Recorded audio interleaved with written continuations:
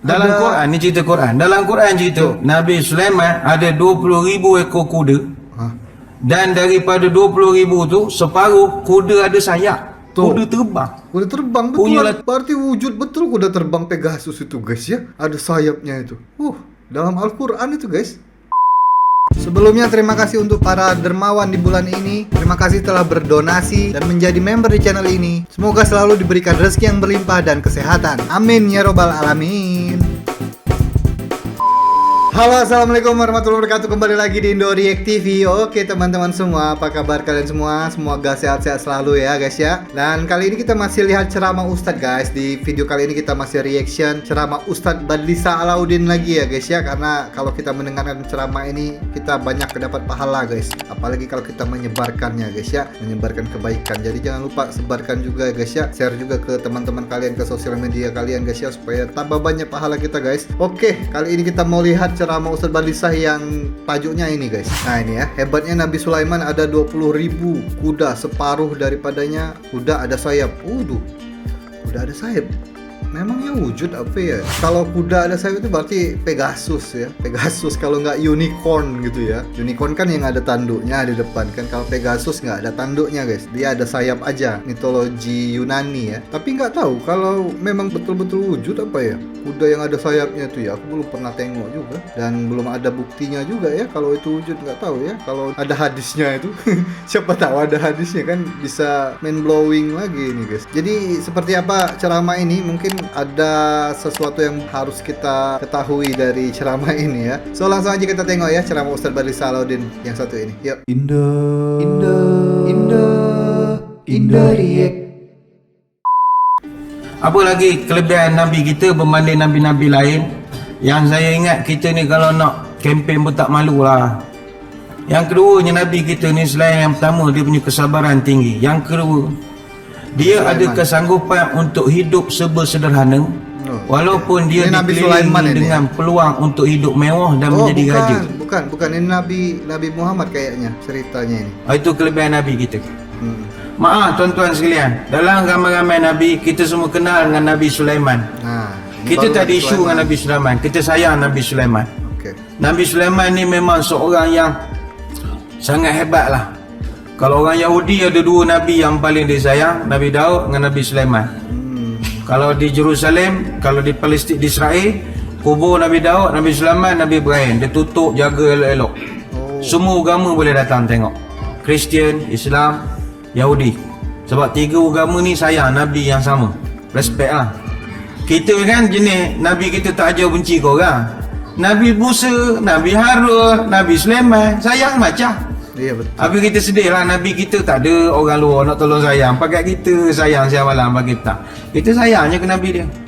Kubur Nabi Ibrahim, orang Islam pergi. Kubur Nabi Sulaiman, orang Islam pergi.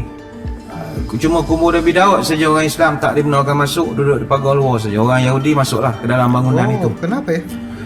Orang Yahudi mendakwa Nabi yang paling sempurna Nabi Sulaiman. Ya, kita tak nafikan Nabi Sulaiman ni dia lengkap. Raja, sebagai manusia, pertamanya dia ni seorang Nabi, kedua dia seorang raja, yang ketiga dia kaya. Yang keempat kuasanya mutlak. Empat perkara ni yang paling orang nak atas muka bumi. Pertama sekali jadi Nabi. Berapa ramai orang nak jadi Nabi? Indonesia ada 40 orang ngaku jadi Nabi. Singapura 2, Malaysia Selangor seorang, Johor 2. Dia semua dah kena tangkap lah. Jabatan Agama Selangor, Jabatan Agama Johor ditangkap Nabi. Kita Jabatan Agama Pahang tangkap Tuhan, lagi ganas lagi. Orang makin pelik nak kiamat kan. Ramai orang nak jadi Nabi. Kita Kuantan ni belum lagi je nak ngaku jadi Nabi. Tak dan lah gamaknya. Sebab kita Jabatan Agama Pahang bapak lah ganas. Tuhan tangkap setakat Nabi. Dia sengih je. Dia hantar bilik masjid kita tangkap namanya. Tapi orang nak jadi Nabi. Iyalah. Yang kedua jadi raja. Siapa tak nak jadi raja? La ilaha illallah. Dalam dunia semua bangsa nak jadi raja. Bukan orang Melayu je raja ni. Dia raja tuan-tuan. Awal abad ke-20 kita ada 900 tahta. Dek kerana perang gedebung-gedebang turun 240. Dekad ke-8 abad ke-20 perang banyak turun 44. Daripada 44 negara beraja, 16 daripadanya mengiktiraf Ratu Elizabeth yang kedua sebagai Raja Pemerintahan bawah sistem Raja Perlembagaan. Secara geografinya, bukan orang Melayu je ada raja. Ada 11 raja di Eropah, ada 3 raja di Afrika, 14 raja di Asia, 6 di negara Oceania. Satu dunia ada raja. Jepun yang maju pun ada raja. England pun ada raja. Kenapa manusia perlu raja? Raja ni siapa tak nak jadi raja? Betul. La ilaha Baik, illallah. tak mau jadi raja. Raja ni jadi raja sehari pun sedap. Tuan-tuan kan pernah jadi raja sehari, kan berapa lah sedapnya. Orang layan macam mana? Jalan turun kereta, orang buka pintu, nyak pakai spek hitam, berarok begini. Dari kampung orang tu asyik gini lah. Awak tukang kipas member, lambat kipas, marah kipas molek sikit, baru jadi raja sehari. Bengkel lah, bengkel lalu gini masuk kampung orang kerih yang apa, mau tak orang datang silat, dia silat aja tak berani pukul kita. Dia pukul bunga kan, pukul kan berani, tak pukul. Sedap jadi raja. Jalan.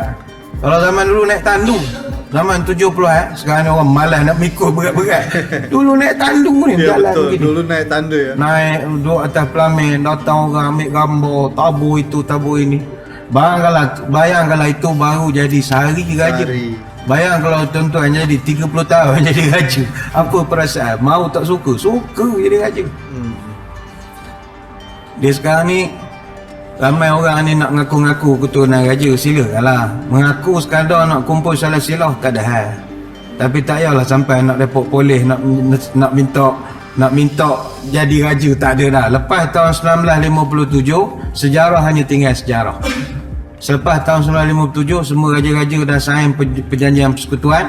Mana-mana tuan-tuan yang mengaku patut moyang saya jadi raja, tak ada dah, habis lah. Lepas tahun 57 hanya kenang-kenangan saja.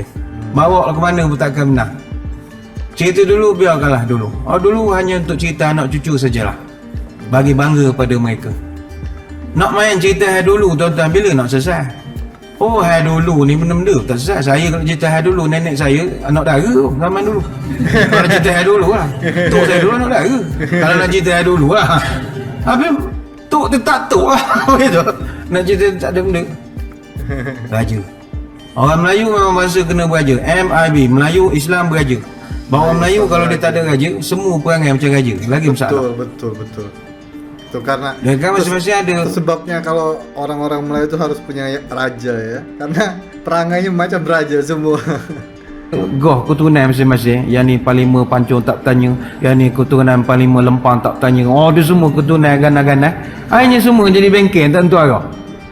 Orang marah, orang tiangin raja tu ramai. Jadi payah kita lantik seorang je lah raja, supaya dah tentu seorang je kita kena hormat. Jadi Nabi Sulaiman dia raja. Yang tiga, Nabi Sulaiman dia ada kuasa mutlak. Nabi Sulaiman ni dia punya kuasa mutlak, la ilaha illallah, luar biasa sekali. Kuasa Nabi Sulaiman ni dia boleh pindahkan istana Queen of Sheba. Queen of Sheba ni kalau Bani Israel dia percaya, kita panggil Ratu Balqis. Orang Arab panggil Malikat Bilqis. Orang Yahudi panggil Queen of Sheba. Maksudnya panggil Queen of Sheba. Queen of Sheba ni Ratu Balqis. Dipindahkan oleh Nabi Sulaiman, dia pindah begitu tak payah pakai kontraktor, tak ada apa. Dia punya power luar biasa. Mana duduk Ratu Balqis? Ni sedap ke cerita ni? Orang selalu ingat Ratu Balqis ni Ratu Sabah. Ratu Sabah ni di Yaman lah. Jadi orang pun ukur jarak, alah Yaman dengan Jerusalem taklah jauh. Itu satu teori. Ada satu kajian secara empirical dibuat oleh Kiai Haji Fahmi Bashar. Dia ni dekan di Universiti Islam Negeri Syarif Hidayatullah Jakarta. Dia dekan pengajian Islam. Dia buat kajian 35 tahun tentang di mana istana Ratu Balqis. Ini yang buat kajian ni di memang Jogja, orang akademik betul ni, bukan orang menipu mengaji di mana. Tak, memang betul dia, memang orang akademik betul. Memang dia kerja universiti. Orang universiti jarang menipu, luar tu banyak menipu. Dalam universiti bukan menipu sekejap belayarnya. Dia memang dia buat kajian betul. Dia buat kajian 35 tahun di mana letaknya istana Balqis. Borobudur. Kata dia istana Balqis ni bukan terletak di Yaman. Istana Balqis ni terletak di kawasan Keraton Ratu Boko di Kabupaten Sleman, Yogyakarta. Tanah Jawa. Duduk tanah Jawa. Sudahlah. Nak gelak kan orang akademik kaji. Dia Dia 3 km daripada arah Candi Prambanan, 36 km daripada Borobudur. Dia, kalau tuan-tuan yang pernah pergi ke Jogja, dia ada 3 candi. Candi Borobudur dekat Magelang. Satu lagi Candi Prambanan, satu lagi Ratu Boko. Ratu Boko tu katanya nama Ratu Balkis. Sebab itu dia duduk di Kabupaten Sleman. Sleman tu Nabi Sulaiman. Kabupaten Sleman, Ratu Boko. Okeylah. Ada orang minta saya tolong kaji. Dia tu ustaz, awak rajin sangat mengkaji rimau, gajah, macam-macam dia awak kaji. Boleh tak tolong tengokkan pendapat daripada Kiai Haji Fahmi Bashar ni. Betul ataupun tidak Nabi Sulaiman tu Queen of Sheba ataupun Ratu Balkis istananya duduk di Yogyakarta? Saya jawab beginilah, bukan saya tak nak buat kajian, boleh. Tapi tuan-tuan agak saya ada masa untuk sakit kepala. Tak ada masa. Ini Allah. Nabi kita pun tak habis nak gaji Nabi Sulaiman buat apa? Dah saya buat PhD ke tajuk ni nak ke sakit kepala. Tak, ini tak dan. Hanya untuk menambahkan maklumat. Tapi kalau benar Nabi Sulaiman tu mengambil istana Balkis daripada Yogyakarta, bayangkanlah Yogyakarta ke Jerusalem jaraknya 12,335 km. Punya power Nabi Sulaiman, dia punya pos laju boleh bawa sekelip mata. Kuasa tanpa batasan. Kuasa ni orang paling nak sekarang yang kita balas siang malam pagi petang tak habis-habis gaduh ni. Kuasa. Nabi Sulaiman bukan sekadar ada kuasa, dia punya kuasa unlimited data. Unlimited data. Banyak betul. Dia boleh mengalihkan angin. Dalam Quran ni cerita Quran. Dalam Quran cerita Nabi Sulaiman ada 20,000 ekor kuda. Dan daripada 20,000 tu separuh kuda ada sayap. Kuda terbang. Betulan punyalah guys. Terror Nabi Di Al-Quran guys ya. Kita dengar sekali lagi guys. Di Al-Quran. Dalam Quran ni cerita Quran. Dalam Quran cerita Nabi Sulaiman ada 20,000 ekor kuda. Dan daripada 20,000 tu separuh kuda ada sayap. Kuda terbang. Kuda terbang betul. Punyalah- Berarti wujud betul kuda terbang Pegasus itu guys ya. Ada sayapnya itu. Dalam Al-Quran itu guys. Terror Nabi Sulaiman, kuda ada kepok. Orang selalu ingat cerita dongeng. Nabi sendiri cerita. Nabi sendiri. Dalam peperangan Khaybar begitulah. Nabi balik ke kemah. Aisyah duduk dalam kemah. Kemah tu tiup angin, terbuka kemah. Nabi nampak ada patung mainan Aisyah. Patung, lepas tu ada kuda. Ada patung kuda, ada sayap. Nabi pun alah dapat isteri muda begitu Hai, kuda ada sayap, dia apa gitu. Lepas tu kata Aisyah, takkan lupa hari tu kan khabar Nabi Sulaiman kan kuda dia bersayap. Lupa. Hadis tu kata ulama walaupun hanyalah gurauan suami isteri ayatnya tu, tapi memberi bukti bahawa Nabi Sulaiman memang power betul. Memang dia terror betul lah. Kalau kuda dia boleh terbang, memang dia power. Tapi maaf tuan-tuan sekalian, hebat. Tapi berarti bukan hanya sekedar dongeng itu guys, Pegasus, unicorn gitu, kuda bersayap gitu ya. Berarti memang benar-benar ada guys. Ada hadisnya di dalam Al-Quran, ada cerita Nabi yang cerita kalau Nabi Sulaiman itu punya kuda yang bersayap. Wah, ini keren juga ini, aku baru tahu nih guys. Macam mana pun Nabi Sulaiman, kenapa dia boleh dapat semua kerajaan yang begitu hebat itu tadi? Sebab dia minta. Dia minta Nabi Sulaiman. Dia ke ustaz mana macam kata ke Nabi Sulaiman, marah no ke Nabi Sulaiman. Kau bukan mengumpat, kau baca ayat Quran surah Sad ayat 38. Allah rakamkan doa dia minta betul. Rabbi ghfirli wa habli mulkan la yanbaghi li ahadin min ba'di innaka antal wahhab. Ya Allah, ampunkan saya, wa habli mulkan, kurniakanlah kepada saya satu kerajaan yang takkan ada bandingan pun selepas daripada ini. Dia minta betul. Tuhan, berikan saya satu kerajaan la yanbaghi li ahadin min ba'di, yang takkan dimiliki oleh sesiapa pun selepas saya. Selepas aku, ya betul. Dia dapat sebab minta. Adakah salah Nabi Sulaiman minta pada Allah? Enggak Tidak salah. Tuan-tuan jangan ingat, tak boleh minta dalam hidup ni ustaz. Boleh. Habis tuan-tuan kerja tak minta ke dulu? Tak tahulah kok JPA datang rumah ketuk pintu, Assalamualaikum, baru gerak kan, kerja dengan Syukir boleh? Tak. Kita yang tegak-tegak minta kerja. Minta tak salah. Minta tak salah. Nabi Yusuf dia jadi pemimpin Mesir. Dia minta. Kenapa ada masa kita dibenarkan minta? Daripada orang tak senonoh dapat, biarlah kita. Contoh jawatan tu kita ada kepakaran. Kita ni ada kepakaran, tapi dalam hati tu tasawuf kuat sangat. Tak berapa minat sangat nak kejar-kejar, padahal benda ada, benda tasawuf kuat sangat. Tapi kita kena fikir, awak orang baik, orang masjid. Kalau bukan awak yang pegang dia orang lain. Orang tu pula memang bagus, pelajaran tinggi luar negara, tapi ada integriti, kejujuran tak ada. Projek-projek dibagi saudara mara apa semua. Awak orang jenis dai tanda semayang, takkan buat kerja begitu. Biar awak je pegang. Betul. Oh ya je, tak ya juga. Tak apa, biar kawan muat. Tak apa. Minta tak apa. Nggak apa-apa minta guys ya. Habis guys. Indo React.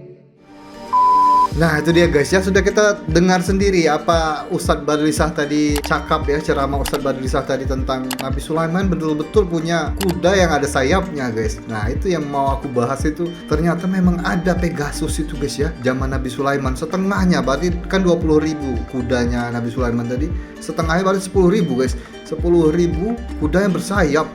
10.000 tuh banyak loh guys. Tapi kemana ya sekarang, sudah nggak ada lagi ya. Harusnya kan kalau 10.000 kuda yang punya sayap tuh bisa memperbanyak keturunan itu kan. Masih ada sampai sekarang harusnya ya. Tapi mungkin sudah dihilangkan oleh Allah mungkin ya di muka bumi ini. Jadinya hanya cerita-cerita aja. Aku dulu juga pikir kalau itu hanya sekedar dongeng gitu kan ya, atau sekedar cerita rakyat biasa gitu ya. Tetapi sebenarnya memang ada hadis, ada di Al-Quran diceritakan, berarti kan kita harus percaya itu ada gitu kan. Pegasus itu guys, Pegasus sama unicorn ya. Unicorn nggak ada, tadi nggak dibilang kalau ada tanduknya kan, cuma ada sayapnya aja, berarti Pegasus itu jenisnya ya. Kalau nama kuda itu aku taunya cuma Pegasus guys, kalau nama-nama yang lainnya nggak tahu aku, kan dari mitologi Yunani itu. Gimana menurut kalian guys? Kalian komentar di bawah ya guys ya. So nanti kita tengok lagi ceramah Ustadz Badlisah atau Ustadz yang lain-lainnya, yang best-best, kita cari lagi ceramah-ceramah mereka yang best-best. Jadi stay tune terus di Indo React TV, dan terima kasih juga untuk teman-teman yang sudah menjadi member VIP channel ini. Akhir kata, assalamualaikum warahmatullahi wabarakatuh. Bye bye. Sayonara, sayonara, sampai berjumpa lagi.